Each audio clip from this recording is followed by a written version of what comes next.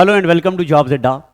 प्यारे बच्चों, अभी तक मैंने कंप्यूटर के आपके सामने 150 एमसीक्यूज, वो वाले एमसीक्यूज जो पुराने पेपरों में आए हुए हैं, और ये वो फाइल है। मैंने आपको पिछले लेक्चर में भी बताया था कि ये मैंने अपने टेलीग्राम पे भी, अपनी वेबसाइट पे भी और अपने जो मेरा व्हाट्सएप का चैनल है उस पे भी डाल दिया है।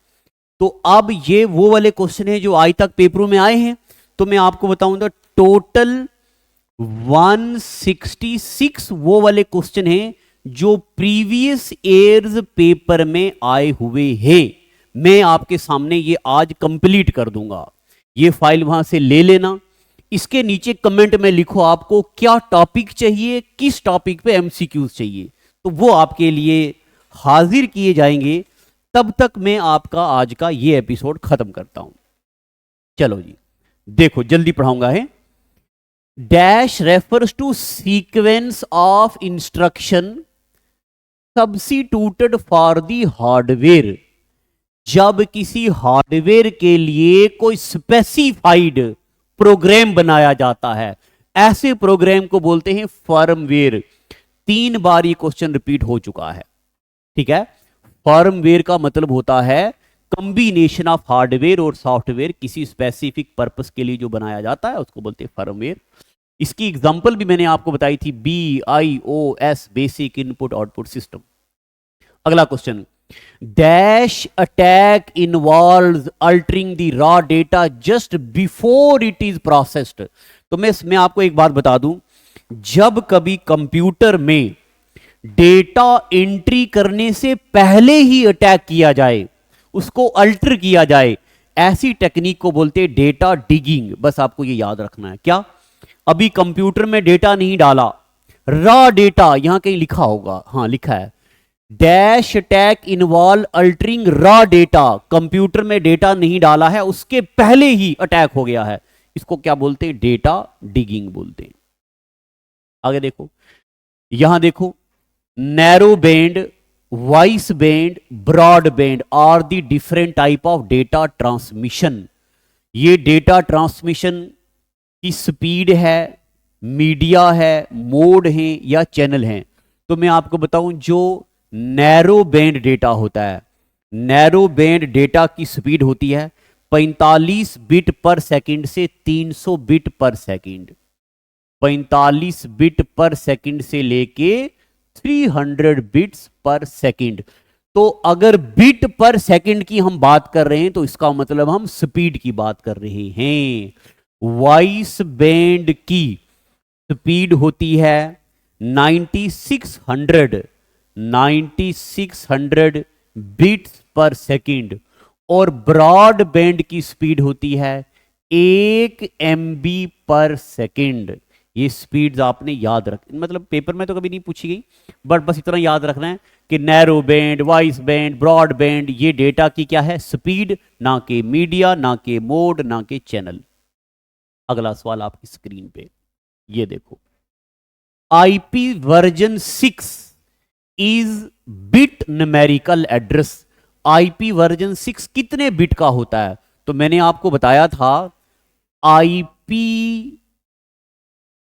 मैंने आपको बताया हुआ है, IP version 4 32 bit, IP version 6 128 bit, MAC address 48 bit. तो क्या आएगा जी? 128, IP वर्जन 6। अगला सवाल, ए डैश डिस्क्राइब सम प्रॉपर्टी और कैरेक्टरिस्टिक ऑफ ए एंटिटी। ये आ गया जी DBMS का क्वेश्चन। तो मैं आपको बताऊं, DBMS में क्या होता है, मान लो हमें किसी बंदे का रिकॉर्ड मेंटेन करना है, तो अब वो रिकॉर्ड सुनना, वो रिकॉर्ड किस चीज का है? क्या वो क्रिमिनल रिकॉर्ड है? क्या वो अच्छी परसेंटेज लाने वाले बच्चों का रिकॉर्ड है? क्या वो हाइट वाले लोगों का रिकॉर्ड है? तो क्या रिकॉर्ड किसका रिकॉर्ड है? उस चीज को बोलते हैं एट्रीब्यूट। तो देखो, ए डैश डिस्क्राइब्स सम प्रॉपर्टी और कैरेक्टरिस्टिक ऑफ एंटिटी। एंटिटी मतलब कोई नंबर्स या कोई बंदे।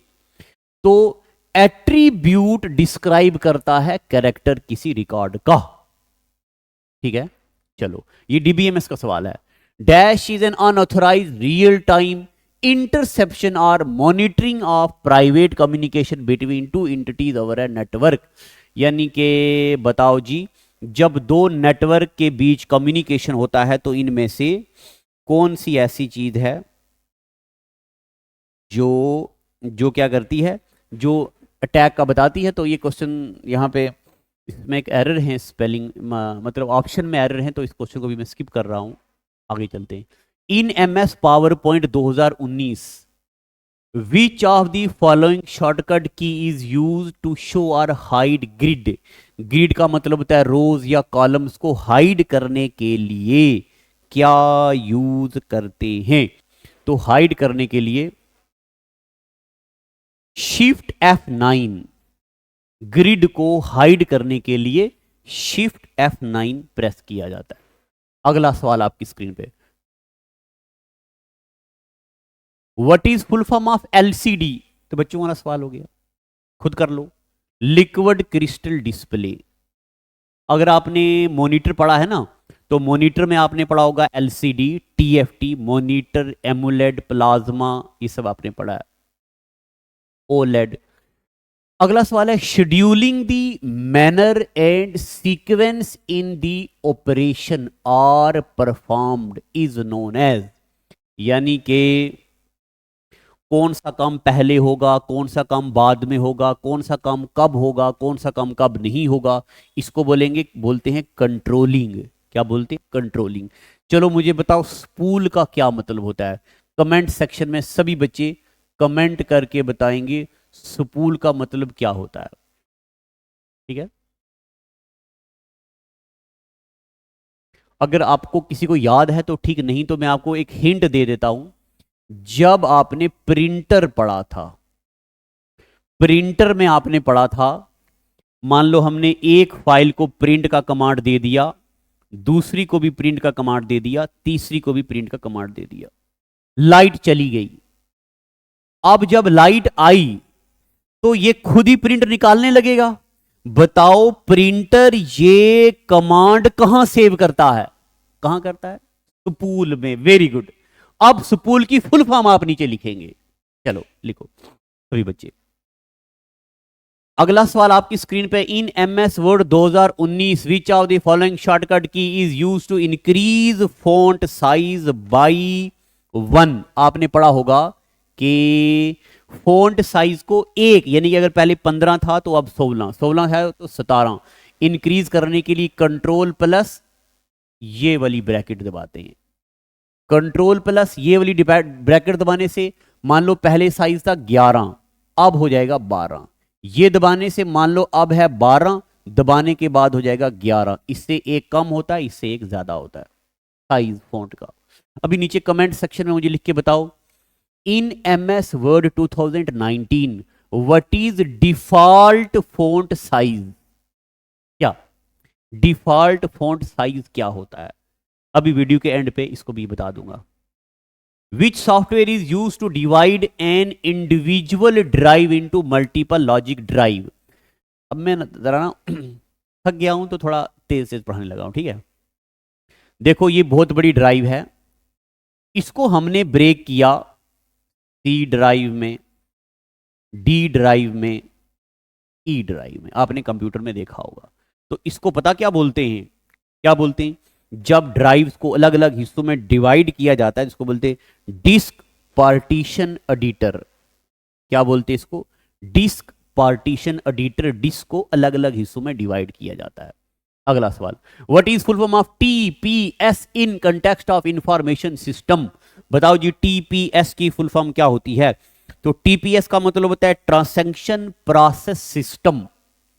Transaction process system. कंप्यूटर में जब कोई ट्रांसैक्शन, इंफॉर्मेशन टेक्नोलॉजी में जब कोई ट्रांजैक्शन होती है तो उसको बोलते हैं TPS।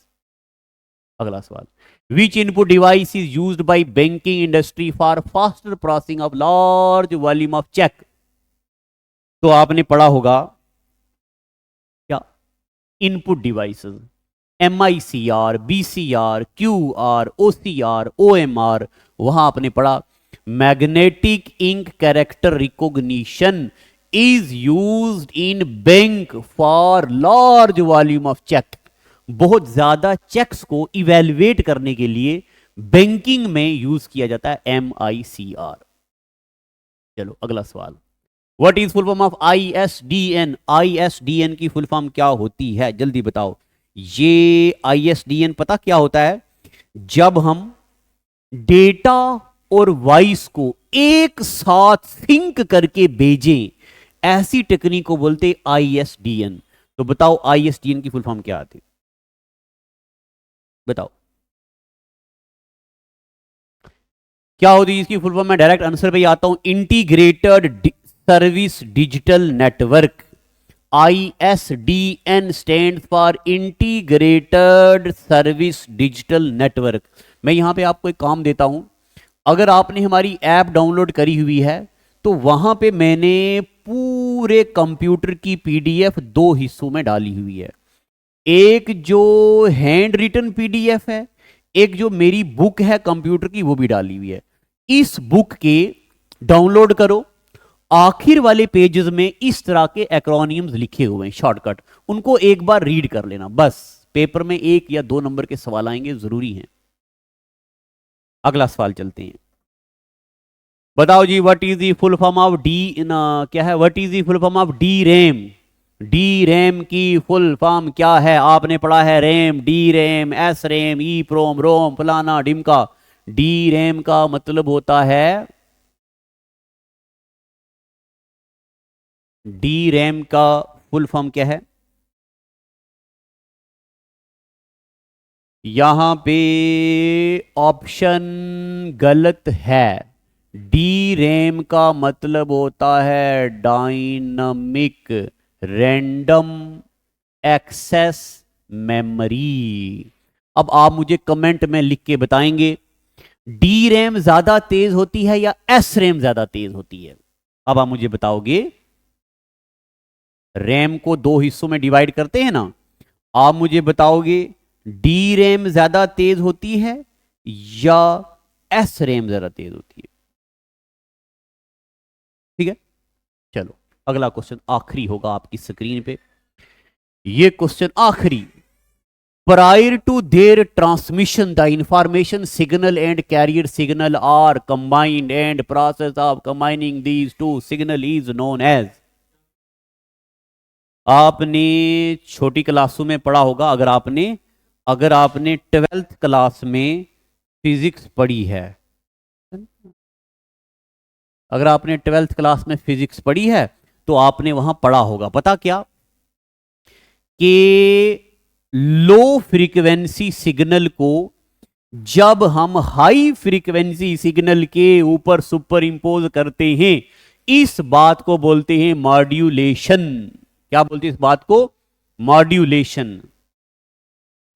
और फिर आगे जाके इस सिग्नल को अलग किया जाता है और इसको अलग किया जाता है, इसको बोलते हैं डीमॉड्यूलेशन।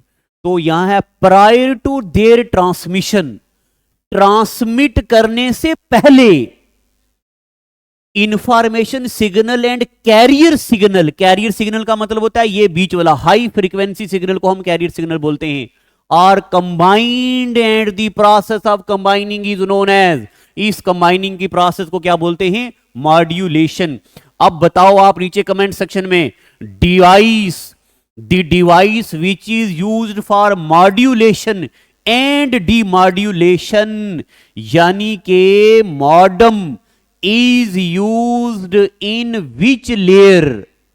बताओ, the device used for modulation and demodulation, that is modem, is used in which layer? मैं बात कर रहा हूं application layer, presentation layer, session layer, data link layer, network layer, physical layer. अगर आपने OSI मॉडल पढ़ा हो तो जल्दी जल्दी बताओ ये किस लेयर पे काम करती है। ठीक है, तो आगे मैं चलता हूं, देखो इसके आगे कोई क्वेश्चन है कि नहीं।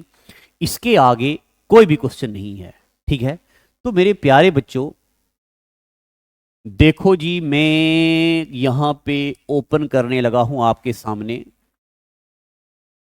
क्या ओपन करूं मैं? वर्ड ओपन करता हूं। ठीक है, तो ये तो ब्लैंक डॉक्यूमेंट आ गया, बैक कहाँ से जाएंगे, फिर से ओपन करता हूँ।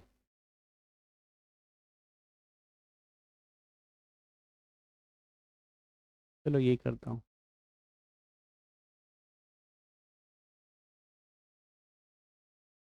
हाँ देखो, मैंने आपको अभी पूछा था कि बताओ जी एमएस वर्ड में डिफॉल्ट साइज क्या होता है।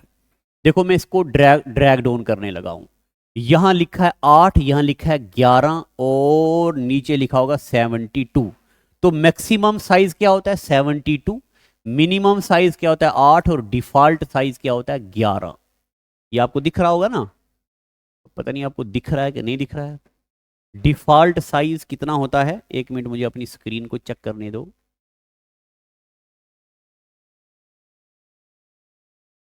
हाँ दिख तो रहा है आपको। तो डिफॉल्ट साइज कितना होता है 11। ये एमएस वर्ड के लेआउट हैं, ये भी आपको याद रखना है, एग्जामिनर कभी कभार पूछेगा।